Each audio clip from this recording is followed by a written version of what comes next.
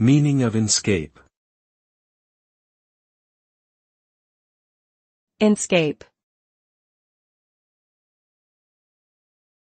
Inscape.